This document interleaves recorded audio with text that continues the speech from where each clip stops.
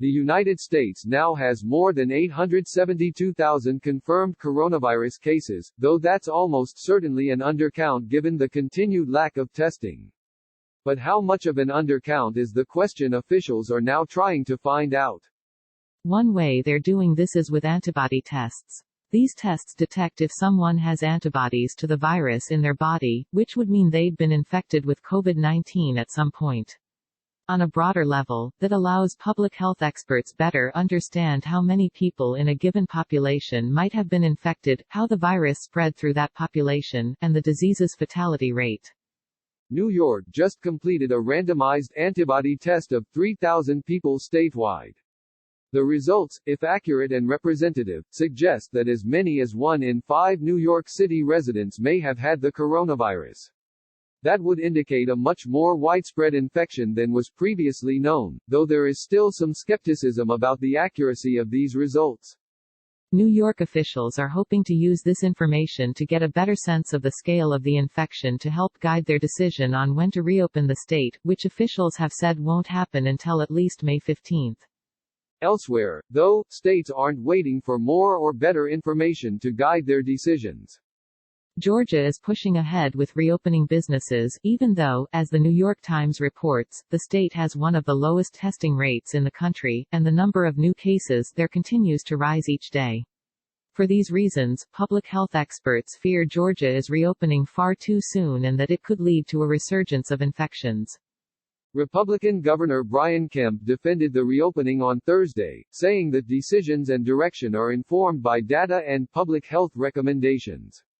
Either way, some businesses in the state are reopening Friday, so if you need a haircut in Georgia, you can get one.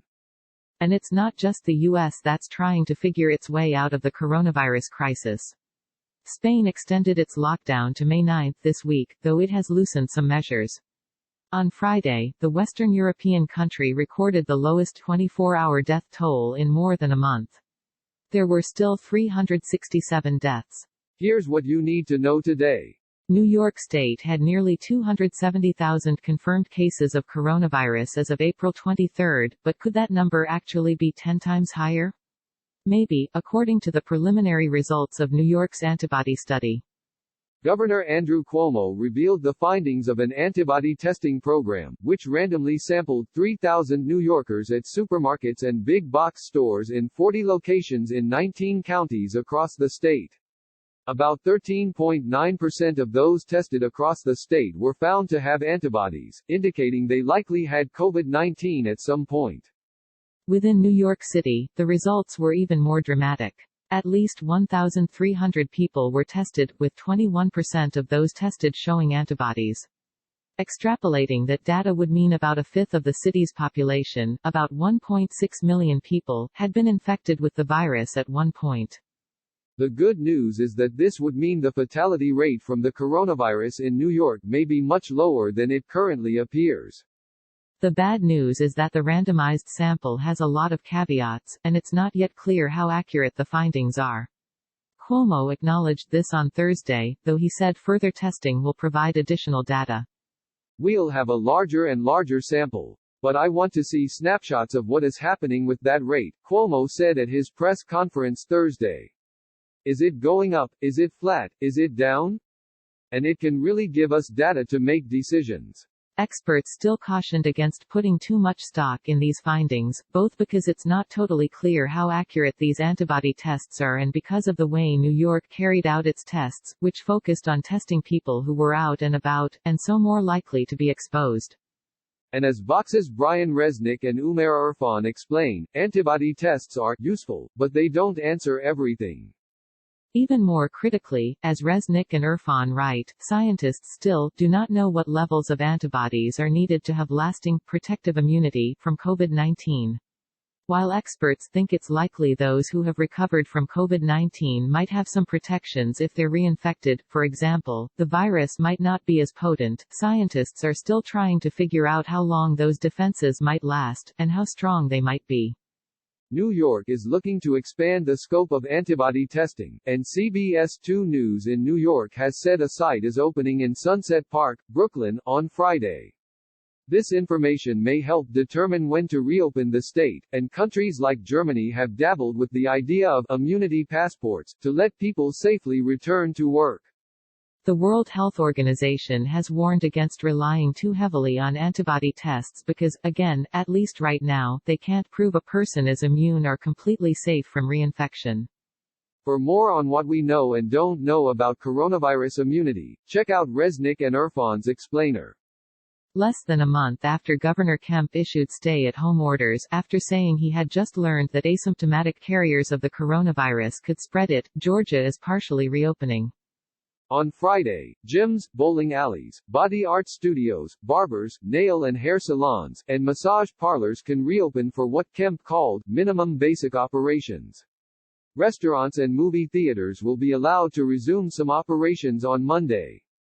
Those operations are supposed to include safety measures such as screening workers for fevers, wearing masks and gloves, adhering to strict hygiene and sanitation protocols, and separating workspaces by 6 feet. How one cuts hair or gives a massage from 6 feet away, well, who knows? Georgia businesses, and their workforces, seem split over whether to open up or to remain at home because of the coronavirus. And Georgia doesn't even meet the White House's guidelines for a phased-in reopening.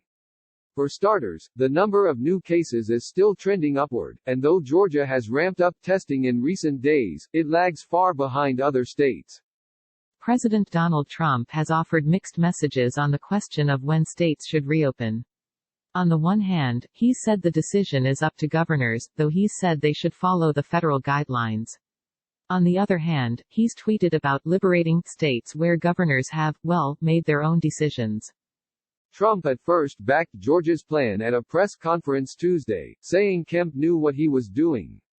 The New York Times reports that, behind the scenes, both Trump and Vice President Mike Pence backed the plan. But during his press conference on Wednesday, Trump backtracked, saying he thought it was too soon for Georgia to reopen, a rare critique of an ally like Kemp.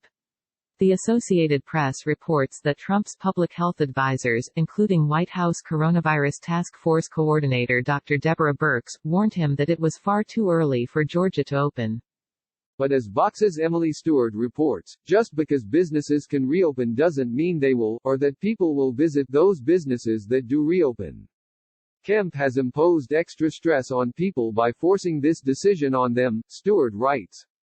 Imagine you're a Georgia worker now expected to go back in the job.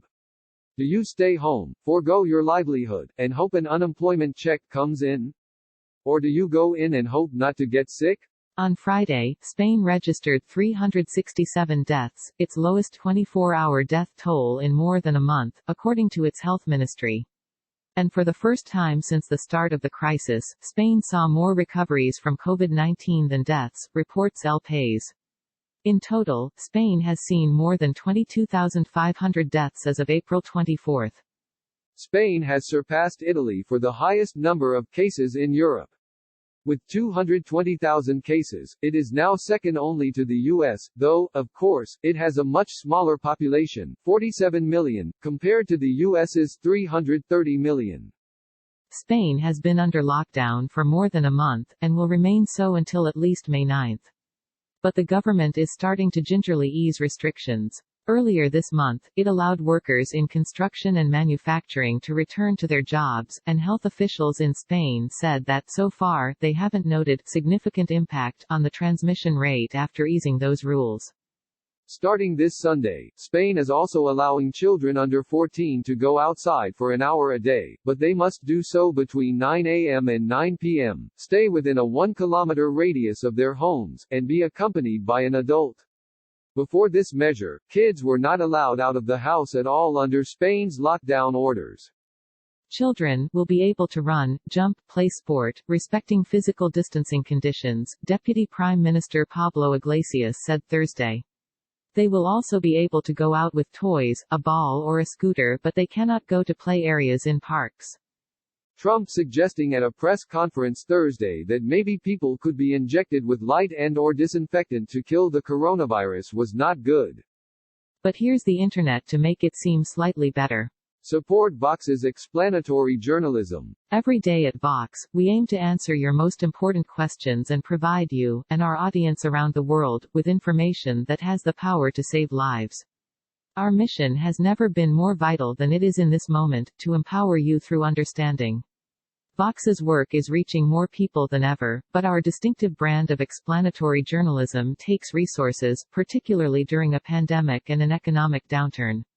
Your financial contribution will not constitute a donation, but it will enable our staff to continue to offer free articles, videos, and podcasts at the quality and volume that this moment requires. Please consider making a contribution to Vox today.